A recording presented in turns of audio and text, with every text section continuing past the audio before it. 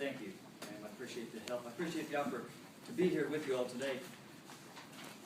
It was a time in my life many years ago that I was under intense pressure. It seemed as though it were coming at me from all sides.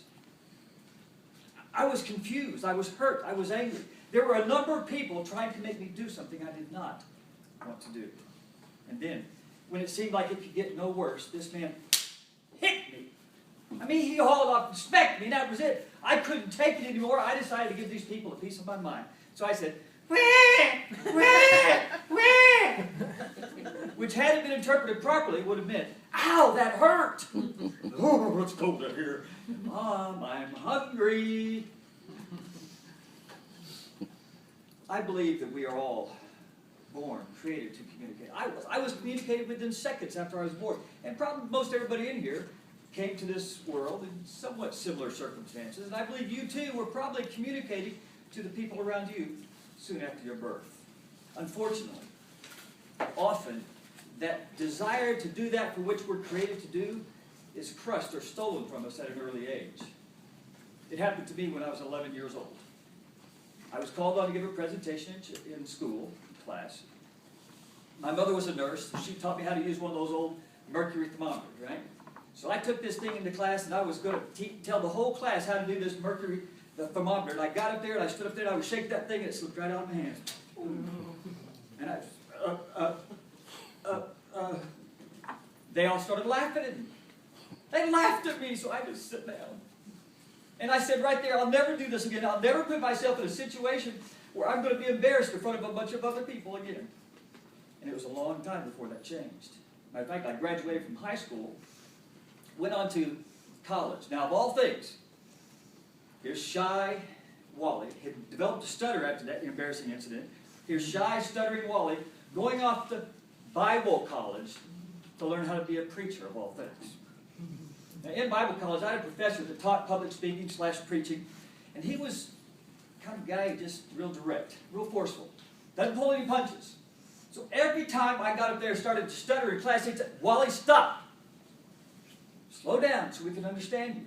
It made me so mad, because he was embarrassing me all over again right in front of the rest of the class. One day, seeing the frustration in me, he pulled me aside. He said, "Wally, I do that because you have something important to say, and we need to hear it. So slow down. Learn to slow down so we can hear the message on your heart to us, because it's a good one." So I thought, man, he's helping me. This is great. He's actually trying to help me. So I thought, I'll ask him another question. "Sir, how long does it take for you to prepare a good sermon?" And he looked at me with wisdom in his eyes and said, "Wally, every sermon I prepare takes a lifetime." I had to ponder that for a second. A lifetime. He said, "Yes, Wally, it takes a lifetime. Every sermon I preach, every time I speak, a lifetime of experience goes with it. It takes me 8 to 10 hours to put it on paper, about 30 minutes to share it with the crowd, and a second for it to change somebody's heart." So I began to contemplate these truths that he shared with me. I began to look back at my life a little differently. Coming from a broken home,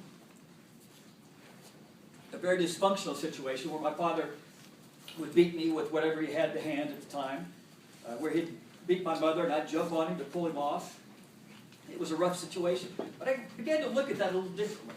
And I realized that there is a message even in that difficult time, that difficult, dysfunctional raising that I had. There was a message there. It was part of my life. He said it takes a lifetime to prepare a speech or a sermon, so that has to be part of my message. So I started to look at that dark, hard time, and I realized there was a message there. And it was this, that I didn't have to be that way. That I could choose to be something different. I could choose to be someone other than what my father taught me how to be. So I'm not real sympathetic when people say that, "I was just raised that way, that's why I do this." No, I don't think so. I think we can choose. And that was my message that I learned from that. And as I went through life, there were other things that tried to steal that ability, the desire to communicate away. Now, I began preaching and speaking in a lot of different ways, a lot of different situations, got married, ended up with a total of 8 kids. 8 kids. I do know how that happens. Trust me, I know exactly how that happens. And I like it. But as we go through life, things started happening in my life that wanted to crush my spirit. And, as a matter of fact, recently, it started back in about 2006. I received a phone call from my brother. He was crying, tears in his eyes. I could tell he was just sobbing. Wally, Tessie is dead. She was my youngest sister. I said, how? What happened? Wally, she committed suicide. Oh, our world just kind of, went haywire for a little while. We rushed to Nebraska to be with the family, and I was asked to actually preach her funeral, and one of the most difficult things I ever did. But we got past that. We moved on. Then in spring, the following year, in 2007, I was having some difficulty with one of my boys. He was 17 at the time, and going through that, 17-year-old thing where boys want to try their own way and do their own thing regardless of what mom and dad say. You've probably seen something like that before. You may have been one. I don't know. But he was right in the middle of it. And I felt horrible about it, but it got worse and worse and worse until finally it was almost a physical confrontation. He threatened my life, and I picked him up, and he's about this tall.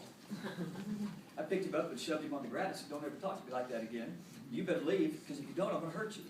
And I spent 20 years in a federal prison as an officer. So I could have. But I kicked him out of the house. And it was like another death all over again. He was gone for several months. July 28, 2007, he'd come over to the house, and things had been getting a little bit better. We were communicating again. We were talking on the phone, and when he came by, and I thought, maybe we ought to talk about coming back home. So he went off came by, picked up something, went off to his town just a few miles away. Was planning on coming back. I talked to the rest of the family. I said, I'm thinking about bringing Eric home. What do you guys think about this? And to a child, everyone said, yes, let's give it a try. Do we miss him? He's our brother. He didn't come home. On the way back home, he had had a motorcycle accident. An hour after he was been home, I get a call, another phone call, from the emergency room. Says, is this Mr. Long? Are you Eric's father? I said, yes. She said, you better get here right away. I don't know what had happened to him. I thought he was about ready to die, and he did. Almost died. We rushed to the hospital, and he was cut up and bruised. He went through a barbed wire fence on a country road, bruises and broken bones all over, and it tore his right leg off below the knee. Literally tore it off. And 2 weeks of painful surgeries and watching him suffer in agony and pain just crushed my spirit a little bit more. The day he got out of the hospital, the very day we were taking him home, I got a call on my cell phone on the way home, and my other sister said, Mom's going to the hospital, she's dying. So I had to leave my son at home, barely able to make it through, and still in pain and requiring a lot of care with the rest of my family. And I headed off to Colorado to be with Mom for a little while, and a few weeks later she died. Just kind of crushed. I literally was so crushed, I gave up a little preaching opportunity that I'd been doing at a church that we helped start. And I said, I just can't do it anymore. There's nothing left in me. I just can't do this. So we started to rebuild our lives, and soon again, kind of getting back into preaching and teaching and some other things in another church that we were in. And then I received another phone call on March 1st, 2011. This is my son's oldest boy, my nephew. He said, Wally, or he was crying, trying to say, Uncle Wally, he was crying, and I said, what's wrong, Jacob? You have to slow down. Tell me what's wrong. He said, somebody broke into our home and shot my mom and dad and killed them. And the two little ones that were 5 and 8 years old, Sarah and Ethan, they were injured as well. They were big flight for life to Colorado, to Denver University Hospital, so that they could try to keep them alive. Our world that we just started to put back together went like this. Turned it completely upside down. A couple days later, that little upside down world that we'd kind of been just barely clinging to crashed down around us completely. The investigator told us they had arrested a suspect. They had a solid case, the evidence was clear, and there was no doubt in anybody's mind that it was their own son, who was 12 years old, that had shot and killed his mom and dad, my nephew. Where's the message in all of that? Where's the message? But I went back to what my teacher had told me so many years before, as we just kind of live through and barely made it through inch by inch, day by day, we're just trying to get through, I started to think about what he said. He said, Wally, you take a lifetime with you. Everything in your life, there's a message there. And I found one. I found one, and I've begun to share it with people over the last few years. It's a message of hope. It's a message that we can survive about anything that comes our way.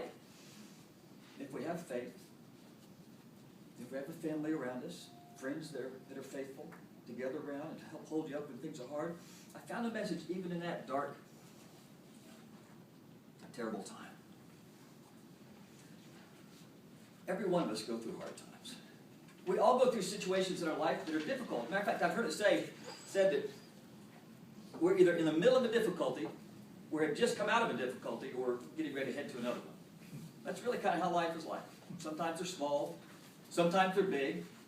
But in all the difficulties they are, there's a message in your life that people need to hear. People need to hear that there's hope. People need to hear that we can grow on when things look bad, that we can conquer the obstacles that get in our way, that we can overcome the difficulties that come our way. People need to hear that. And you guys, we've all been given a great gift. We were born, we were created to communicate. We're now learning some of the skills we need to be able to communicate. And we need to go do that. We need to go out and share the message that we have that came from your life. See, none of you have lived my life, so you don't have my message. But you've lived your own life. You have your own message. There's something there. And you can go back, you can go all the way back to your childhood and just start looking through your life and say, okay, there's a message, that's good. And here's another message right here, that's good. And just keep going through your life and you'll find those messages that people need to hear. And you need to share it. You may have to dig through the rubble of the tragedies of your life. You may have to. You may have to sift through broken hearts that come your way. I think we've all had broken hearts. You may have to lift up the trophies of the victories of your life and kind of look around them as well. You may have to just look back at the path you've taken and see all the wrong turns and stupid decisions that you've made. Right? I'm not the only one who's made stupid decisions, am I? But we go back and look at all those things that we've done, bad things have happened, good things have happened, and we can find that message. And when you find that message, you kind of get up on the rooftops and shout it to everybody. You shout it from the rooftops. You maybe whisper it to a friend who's in need, right? You whisper it, so you share it with the people around you. And it doesn't matter what that message is. It could be a message of hope. It could be a message of inspiration for other people. It could be a message of humor. We need to laugh sometimes, don't we? We have to laugh. Laughter is good for us. It could be a message of humor that just makes people laugh. It could just be a message of instruction. Say, here's what I learned from this, and don't do it. It's a whole lot better if you do it a different way. But whatever that message is, find it. You find it, you share it with people around you. Down in southwest Missouri, there's a guy, I'm going to call him Bubba, just for his own protection of his identity. And Bubba's a great fisherman, wonderful fisherman. Bubba, every Saturday morning, comes back with a boatload of fish. I mean, sometimes even a little bit over his limit. Okay, game warden's a little curious about how this is happening and what's going on, because all the other fishermen out of this one lake barely get their limit every weekend. So, I'm going to go fishing with you today. Bubba said, come on. So you get in his boat and they motor on out to his favorite spot. And the game warden's a little curious because he doesn't see any fishing pole. He doesn't see any tackle, no bait, but he keeps his mouth quiet and goes on out with Bubba. Bubba gets to a spot, he throws his anchor down, reaches underneath the seat, pulls out a stick of dynamite. Boom! Fish began floating to the top and he's just scooping them and putting them in. And the game warden's going crazy. He said, Bubba, you can't do that. That's against the law. I will have to arrest you, Bubba. Bubba doesn't say anything, reaches underneath the seat, pulls out another stick of dynamite, throws it over to the game warden's lap. Said, now, game warden, you going to keep telling me how illegal this is, or are you going to fish with that dynamite? Well, the game warden fished with it. They caught some more fish.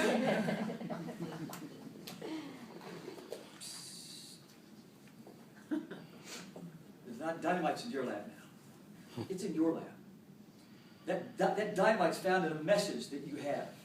And it's somewhere back there in your life. It may be recent, it may be way back, but it's somewhere back there. You need to find that message Don't hold on to the dynamite. It'll hurt. It does. You can't hold on to something you're meant to share, that you're created to share with other people, because we are, without a doubt, I believe, created to communicate. So take the message you have and communicate with it.